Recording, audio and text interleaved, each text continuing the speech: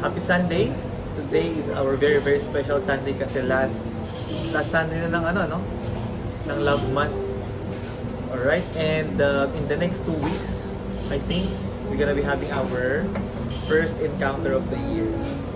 So hopefully every one of you are excited. Alright, so tawagin yung mga mga kasama ninyo. Okay, invite na natin sila kahit link lang, no? Kahit hindi sila makapunta rito, send the link to them, invite them to join online. Alright? So let's pray together before we go to the topic. Heavenly Father, maraming salamat. Maraming salamat sa binigay mong araw na to.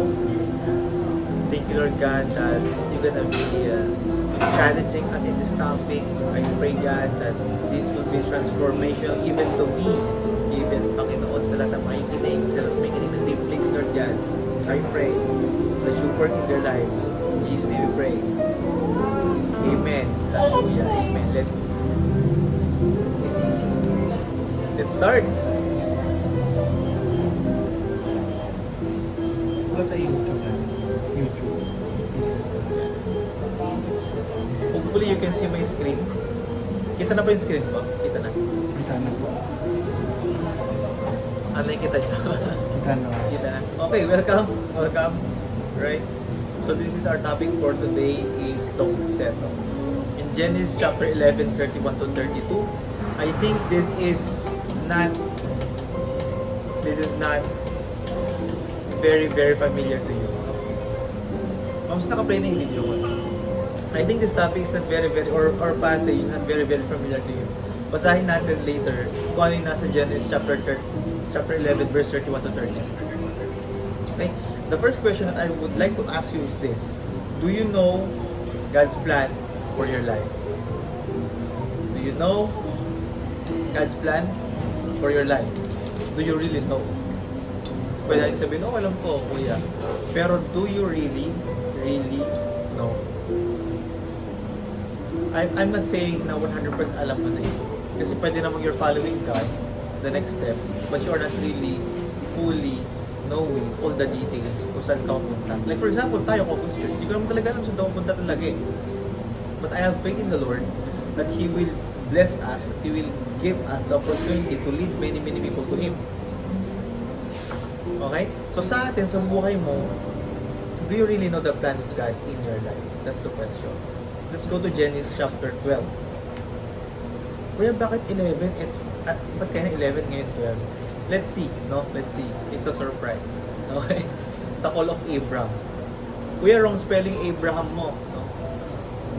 Yan yung unang pangalan ni Abraham before siya maging Abraham.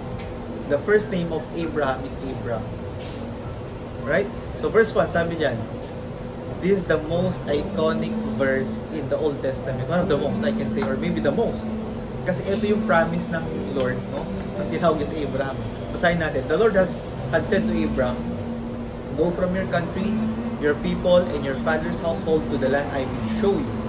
Verse 2, I will make you into a great nation, and I will bless you. I will make your name great, and you will be a blessing. How many of you want that? How many of you love that? You love this verse? No, memory verse ko rin to eh. How many of you gusto nyo to, no?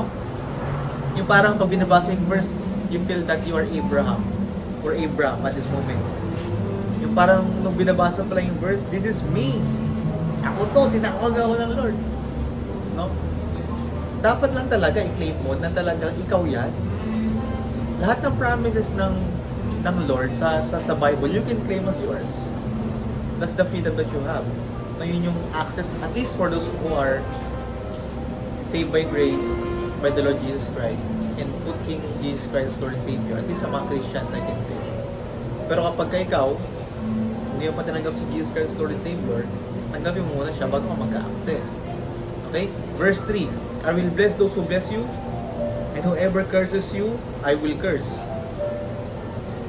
Protection, and all peoples on earth will be blessed through you. Napakaganda ng verse 3.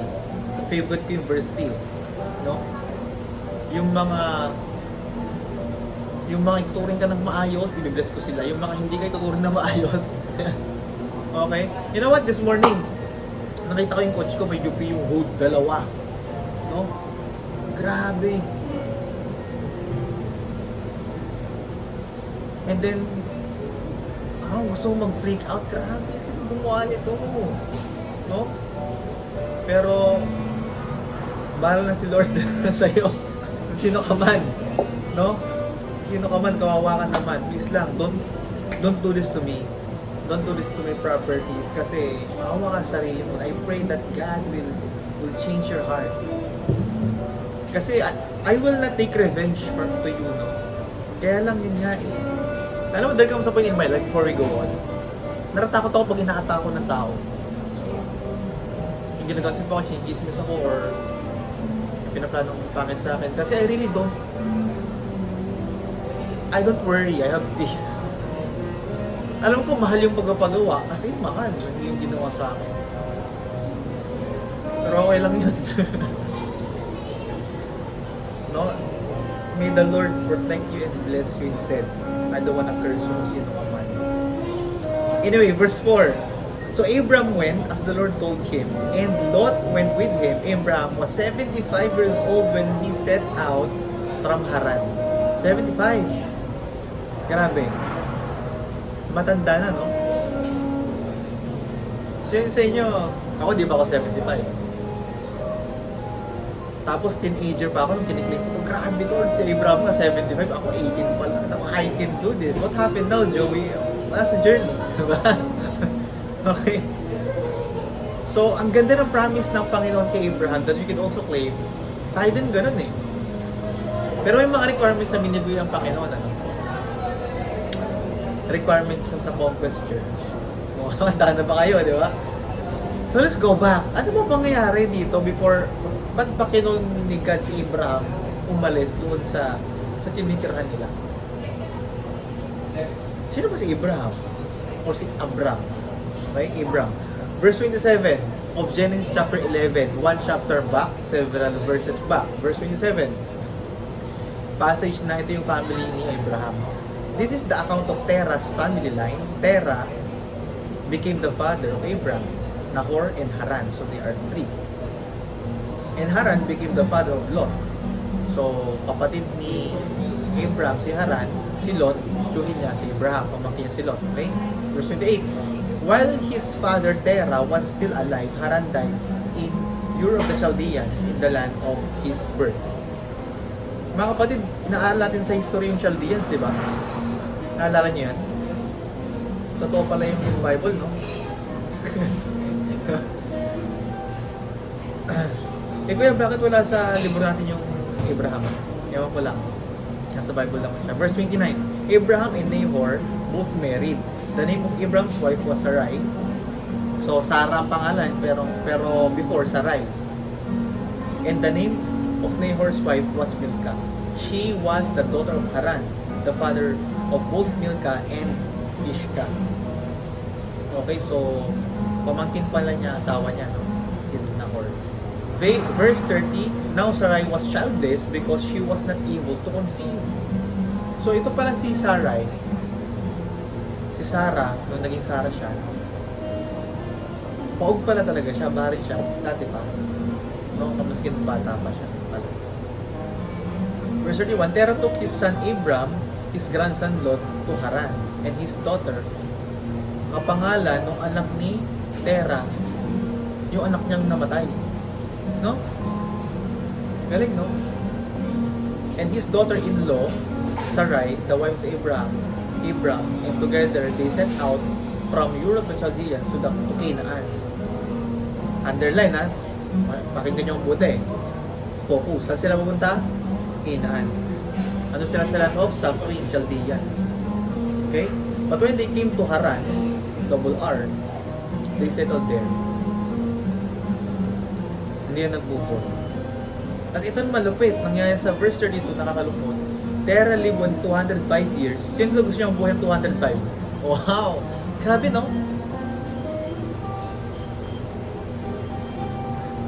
And he died in Haran. Ngayon na nag-reveal sa akin, ang tagal pala ng buhay ni Terah. Hindi siya nakapunta ng Canaan. No? Dito ka ngayon sa land of suffering, tapos yung goal, pumunta sa land of the promised land, the land of promise, Canaan, nagsettle ka dun sa gitna. Kaya ang topic natin today is don't settle. Mga kapatid, don't you settle. Paano mo malalaman na si Terra nag-settle dyan, Kuya Joey? Is 205 years? Baka marami sa atin. Ilan ba yung 100 years? Century mo lang. Century. Grabe, no? In really? In really daw. So, hello to our senator. And really, ang dami niyang memes sa ano, no? Meron pa siya yakap-yakap niya dahil sa buhay. Grabe, no? May mga, hindi, no? Anyways, ang galing talaga ng mga Pilipinos. Anyway, 205 years, no? Don't you think it has been so long that Terra settled there, no? Many of us, before we go on, many of us has been settling for so long in our suffering.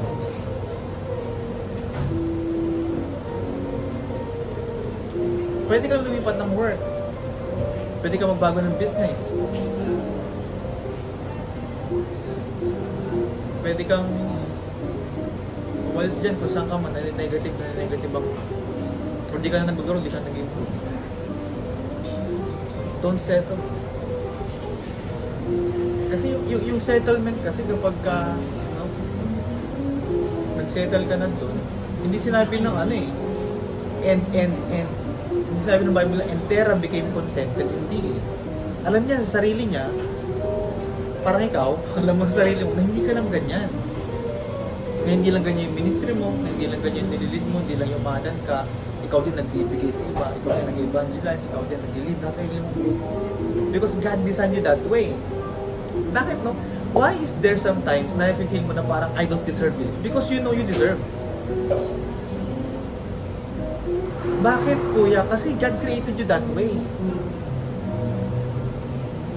Why do you think you don't deserve hell?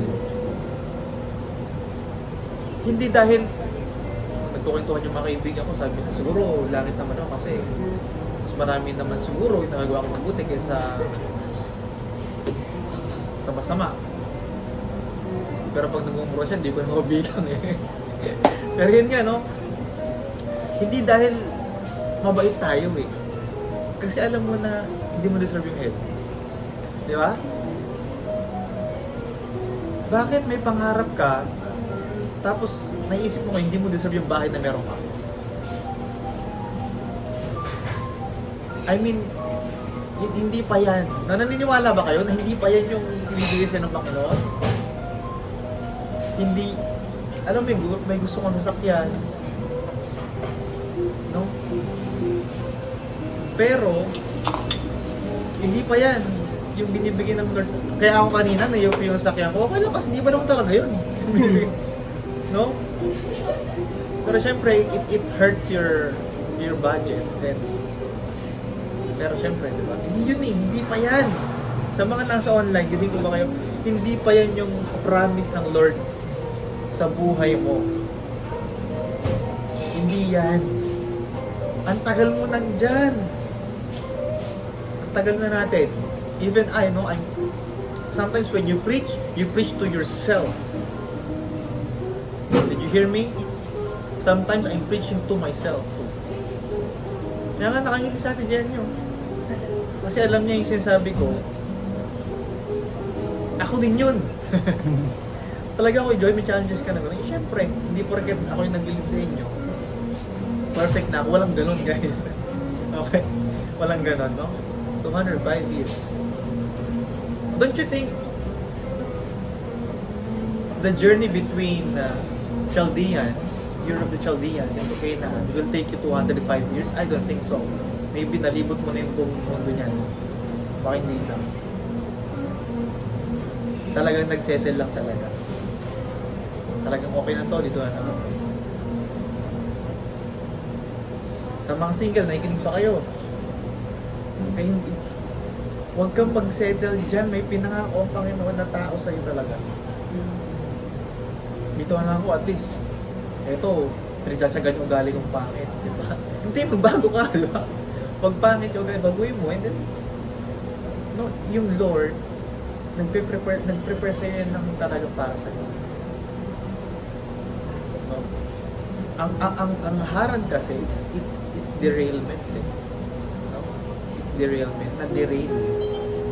Hindi dapat doon papunta, doon napunta. Kasi bakit? Kasi nag-settle na doon eh. Don't you think si Tera nangihinayang din? Yun yung promise ng God sa akin eh. Kaya lang, dito na ako eh. Ito na lang.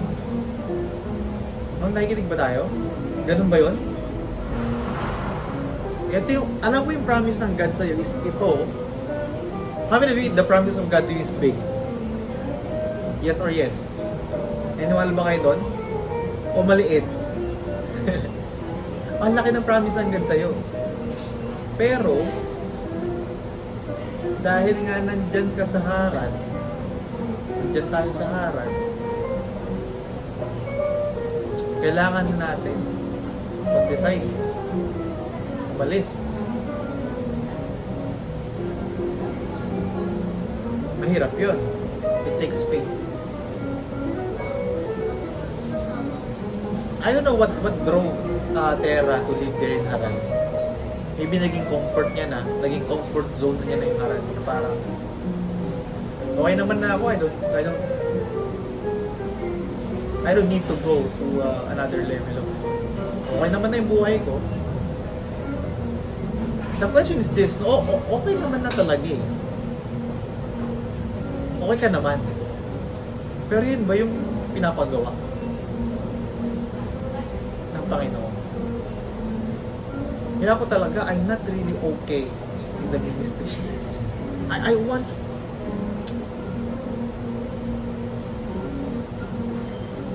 Lalaki din tayo, promise yan. My goodness. Magtulungan tayo. Let's train more people, let's evangelize as many people as we can, let's invite people as many as we can. It's not about the number, but it's about the number. Did you get me? It's not about the number, the attendance in the church. It's all about the souls being saved. It's not about the number, but it's all about the number. Nagigigil ako. Gusto ko. Anyways, let's just go there. Don't do God's command in half. Partial obedience is disobedience, my friend. Delayed obedience is disobedience. Dalawang kind of disobedience. Sinod mo naman. Delay ka lang. Sinod mo naman. Kalahati lang. Ayaw ng Lord ng ganun. Gusto niya tapusin mo.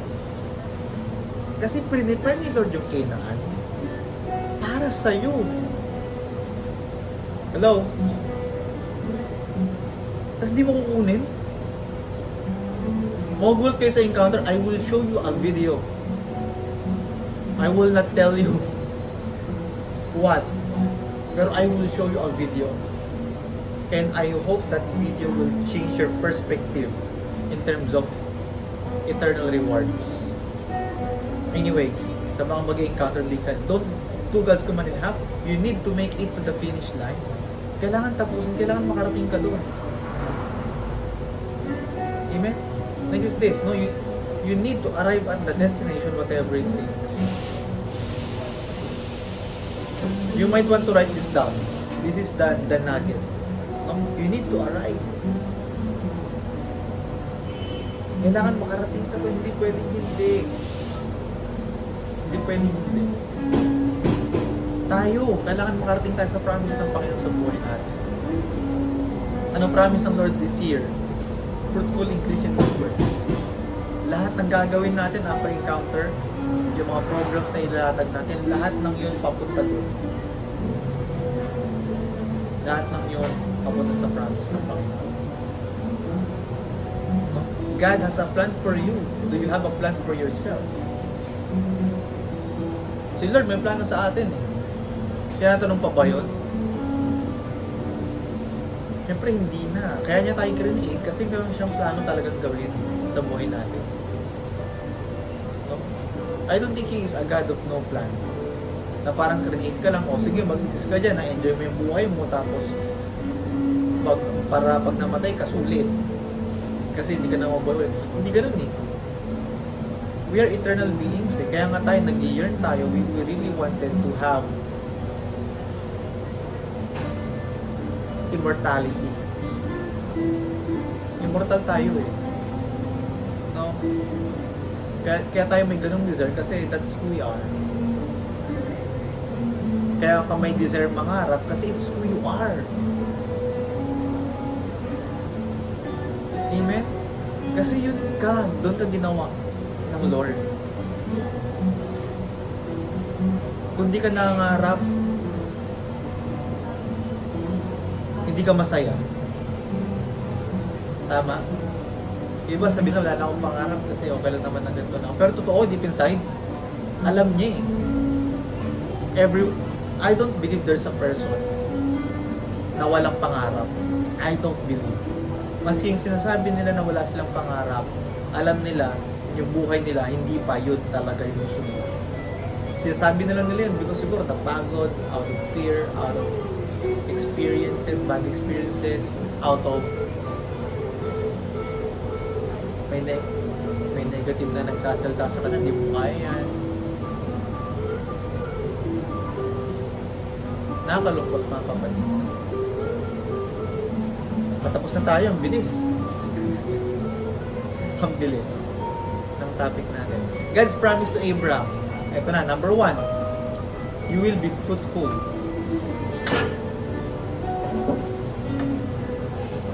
Sabi niya, go from your country and your people's household. Bakit gusto ng Panginoon umalis si Abraham sa comfort zone niya? Kasi pag ang tao komportable, hindi yan kikilos. Komportable sa kama, hindi kikilos siya. Komportable sa work, hindi na maghahanap na ibang opportunity. Dapat yung desire natin mag-grow kahit I know yung desire kasi na mag-grow tayo, it will flex you. It will stretch you. What is life for? What is life for? Kapag di ka papastretch, kapag di ka papapressure, hindi ko sinabi na pressure is stress ha. Pressure is good. Pressure is actually privilege. Sabi nga ni yung push ni Michael Jordan, tsaka ni Kobe, tsaka ni Dwayne Wade, Team Hoover. No, binilan ako ni Jan ng bagong libro nun. Excited na akong basahin. Kaya tapos ko yung libro ko ngayon, yung The Power of Now, na buring ako. Grabe yung yung relentless. Sabi niya, pressure is privilege. Si Kobe, tsaka si Michael Jordan, nag-ask ng pressure sa coach. I-pressure mo ako, pressure mo ako. No? Bakit pa pinapaalis ni Lord si Abraham? Hindi lang dahil sa comfort zone niya. Dahil merong mga tao doon na magsasalita. Sabihin niya, wag na, dito na tayo. Okay naman na tayo eh. Wag na. Mapapagod ka dyan. Pag ginawa mo yung business na yan, may stress ka. Nakaka-stress ka yung business. Naku, nakakatakot mag-invest dyan. Baka ma-scam ka. O baka bumagsak bigla yung stock market. Hindi mo bakit nakuha. Ano, gawin natin. So, ganun na lang. No, huwag kang mag-isip ng ganyang business. Mahirap yung ganyang business ngayon. Ano gawin natin? Naku, huwag kang mag-i-start ng ang hirap pang Pasko. Kwento ko lang. Umattend ako nung Friday ng pastors training. Awa ko eh, naiyak ako sa totoo lang. Kasi hindi kasi ako madaling maiyakin kasi sabi ko sa inyo, and I wanted to cry. Naawa ko sa ibang pastor.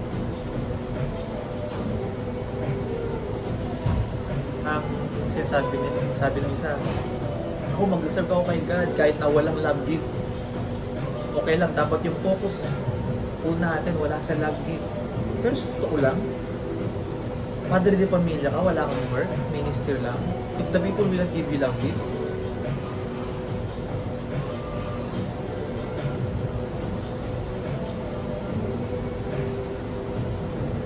and the people are reluctant to give, Naawa ko eh. Saan siya kukuha? No? Pag binabasa mo yung, siya aaralin niya yung topic niya. Ito, pastor to ha, aaralin topic niya. Mag-pray siya, Lord, maging effective ito, gamitin mo ito, gamitin mo yung bibig ko. Anoint me, mag-fast siya. Para ma-deliver niya yung magandang topic sa audience niya. And then, ipag-pray niya pa yung audience. And then the audience are not even willing to give. Doon sa service nung kung yung pastor hindi ka pag-pray, sino mag-pray sa'yo? Kung yung pastor hindi kayo invite, yung follow up, i-train, sino gagawa sa'yo nun? Nung training in righteousness para maipanalo mo yung buhay kristyano mo, hindi ka mapunta sa impyerno. Para manalo, para matrain ka, para hindi ka bumagsak sa mga maling bagay. Si pastor, you know? I'm saying this because I'm leading you. Sinasabi ko to kasi talagang hindi isang pastor mo. Ilan ba yung matandang dami na? Naawa ako talaga. Hindi na siya hindi siya naghanap ng trabaho, hindi siya nag-negosyo kasi total iba eh. I also shared my experience there. Sabi ko kasi kung may trabaho ako, ito lang yung kaya kong gawin talaga. Pero kung yun lang gagawin ko, ito lang. Sabi nga sa akin ng leader ko eh, Joey, hindi, huwag di ba sabihin. Pero alam mo yun, naawa ko. Awang-awa. Kasi sa buhay natin, yung spiritual leader mo na lang yung nagpe-pray talaga sa'yo. Maybe your spiritual leader is praying.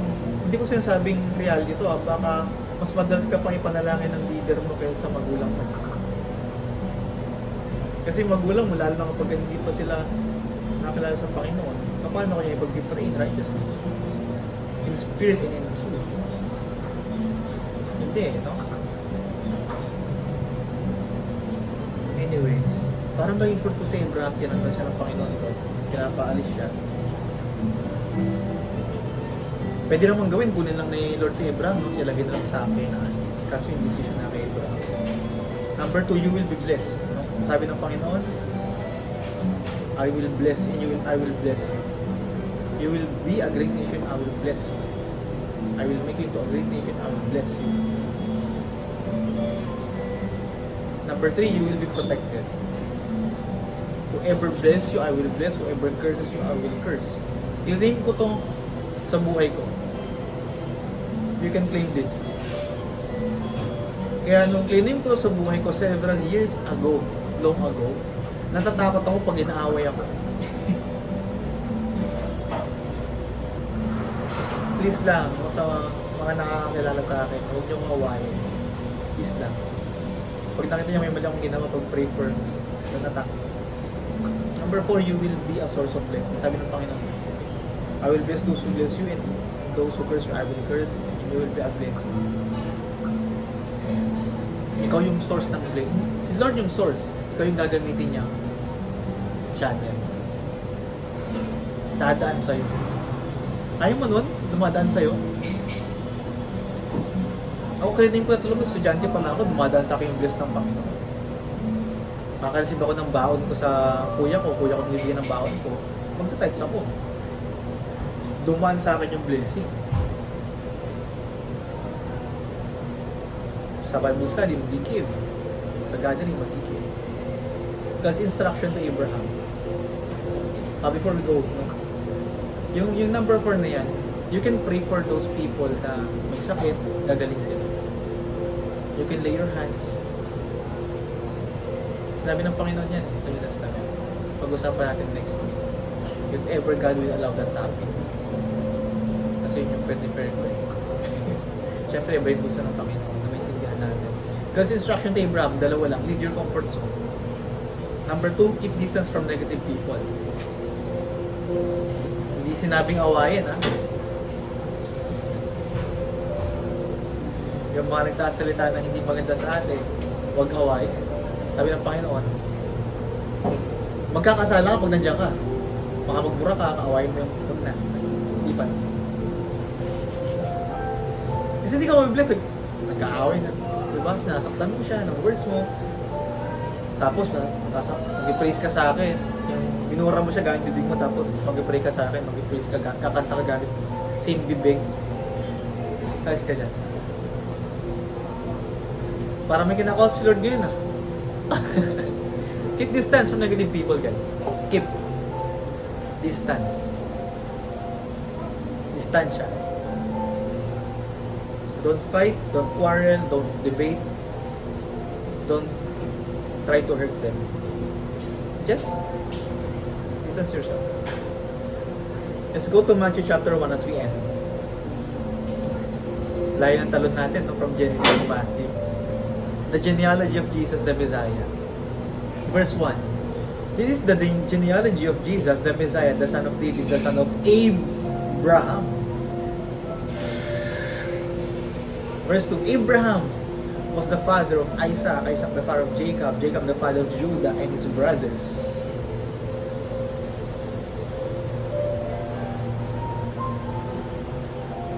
This could have been Terah.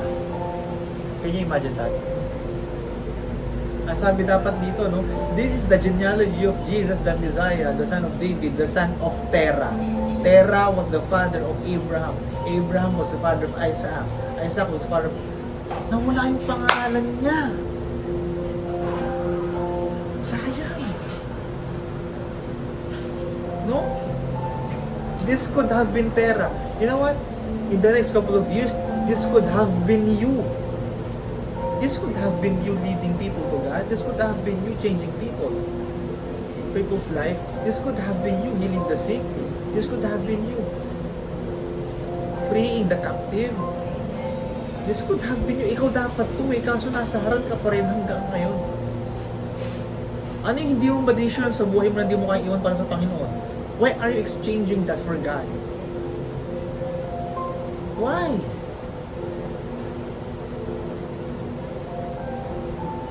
Hindi ba worth it na iwan yan para sa Panginoong Hesus na namatay para sa'yo? No matter how blissful is your life is right now, no matter how pleasurable is your life is right now, no matter how successful you think you are, if God said, let's go, let's go. Iwanan na natin yan, mga kapatid. You know what? God cannot bless you there. It's not a limit of His power. But because He loves you so much to let you stay that way. Mahal ka na, masyado kang mahal ng Panginoon para kaya diyan ka na lang. Si Terah dapat nandito, kaso nawala yung pangalan niya. Nag-Abraham tuloy. Sayang, no? What if lahat ng sinusulat ko sa devotion, o sinusulat natin sa devotion is the Acts of the Apostles of the 21st century? What if our life right now is the Acts of the Apostles? Who are the Apostles? We are.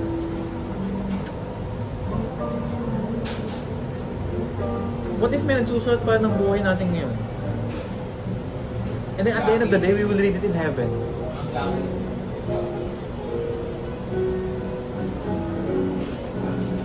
Sayang si Terah, no? Sabi mo sa katabi mo, gusto mo tirahin ka ni Lord. Tagal mo eh. Grabe. Si Terah, tinera, no? Sabi, pero decision kasi ni Terah yun, ano mag-settle doon. Ang tagal, 205 years old. 205 years old. Sabi natin siguro 100 years old na si Terah, no? Matanda na, 100 na ako. Tapos siguro nung 110 na siya, uy, may 10 years pala ako. Nung 120 siya, ha? May 20 years. Nung 150 na siya, 50 years na ako sa haran. Hindi ba ako mamatay na rin ako? 161. Nung nakita ng Panginoon na wala ng plano si Terah, wala ng plano to. Hindi niya na planong iwan yan. Abraham, ikaw na lang. Kapag ikaw, no, your negligence today is your next generation's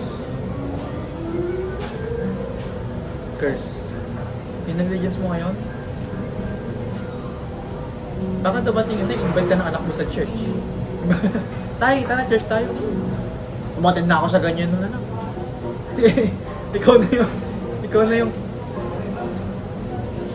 and then we don't need to procrastinate sa utos ng Panginoon. Procrastination is the assassination of future destination. Did you get that? You might want to write that. Wala to sa ano ko, no? Sa outline. Procrastination is the assassination of future destination. Procrastinating is killing your future right now. You just don't understand that. After 5 years, you will see na tinamad kasi ako. Hinayaan ko na lang kasi. Topic summary. No? God has a great plan for you. No question with that. Kanina, no? Yung ating plano ng Panginoon. Jeremiah 20:11. For I know that God, that the plans I have for you, to face the road, prosper you, not to harm you, pursue you hope and with future. Ang ganda ng mga, and you will call for me and I will answer you. No, kaya lang, yung verse natin, verse 11 no? Pero ang ganda nun, basahin mo yun. Jeremiah 29. Huwag lang yung verse 11. So after that verse, ang dami sinabi ng God, ang tindi eh. Number 2, God's promise. But that's number 1. God has a plan for you, no question, right? Yes or yes? Ang tanong nito, focus. Ikaw ba may plano ka? Gusto ng Panginoon, iwan mo yung buhay na yan. Ikaw ba may plano kung iwan niya?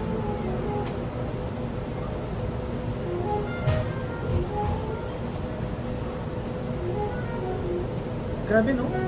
Nakikita ng Panginoon, nahihirapan ka na sa sitwasyon. Inutusan ka niya umalis. Ikaw maalis sa sitwasyon na yun.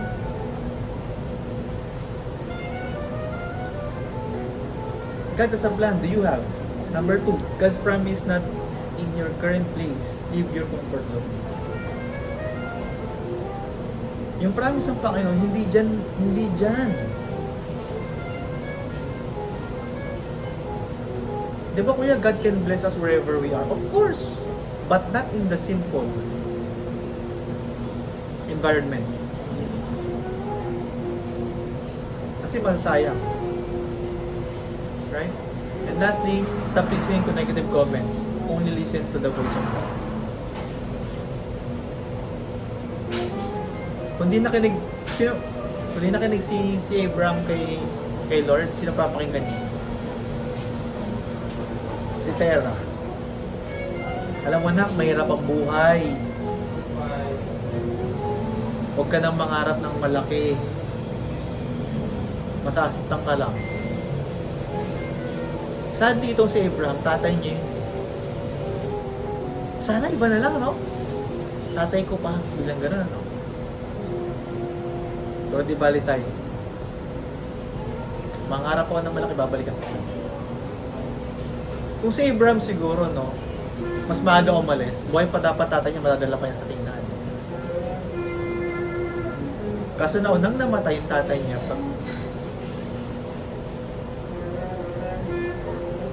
sayang. No? Reflection as we end. Is there something that God wants you to live? Or someone you need to stay away from so you can receive His promises? Meron bang, I know it in my spirit. With the Holy Spirit, I know lahat tayo dito. Meron sa ating pinapatanggal ang Panginoon, may pinapaiwanan, para makuha natin yung promise ng Panginoon sa atin. You know what? I have prepared a topic since Monday. A different passage. This morning,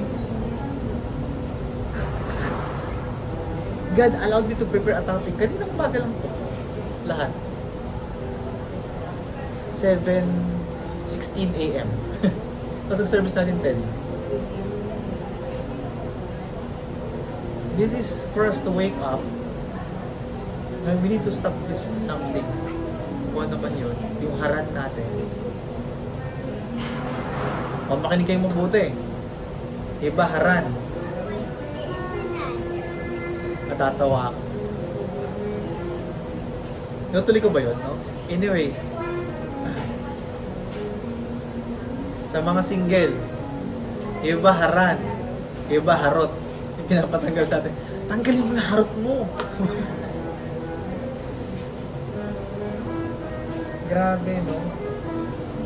Masyado ba tayong maharot? Na lahat na lang ng bagay, kinakaharutan natin. God wants to bless you financially, kaso gustong-gusto mong bumili ng mga bagay. So, dito hinaharap ka ng sapatos. Grabe, dati si Jay Andano, lalakad kami sa biglang lumiliko daw ako bigla sa mga sapatosan. Nag-usap na ako, pero paliko na raw ako sa sapatosan. Noon yun, no? Hindi ngayon. Noon yung basta hinaharap ng bag, hinaharap ng cellphone. Noon, nag-invento daw ngayon yung Apple ng sing-sing. Apple ring. Anyway.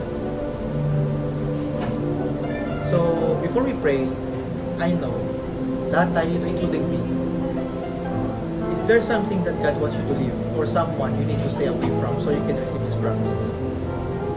Abraham left his whole family. Yung sinasabi pamilya mo, iwan mo.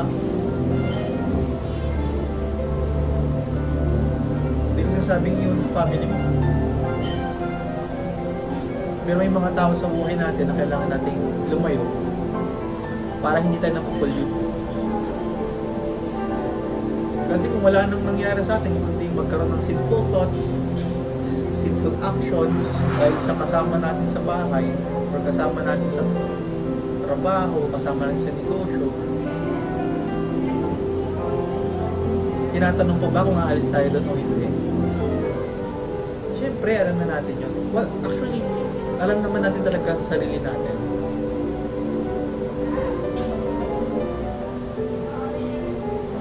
Tara, manalangin tayo mga kapatid. Let's pray as we close. Lord, give us strength to live, Lord God, yung mga pinapaiwanan mo sa aming lugar, pinapaiwanan mo sa aming Panginoon ng mga negative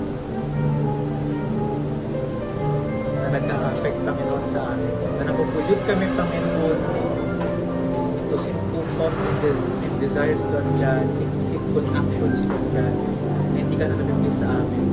Because continuously, Panginoon, hindi kami makaalis. But I pray, Lord God, for those people, Panginoon, na hindi makaalis sa sitwasyon nila, their haran moments.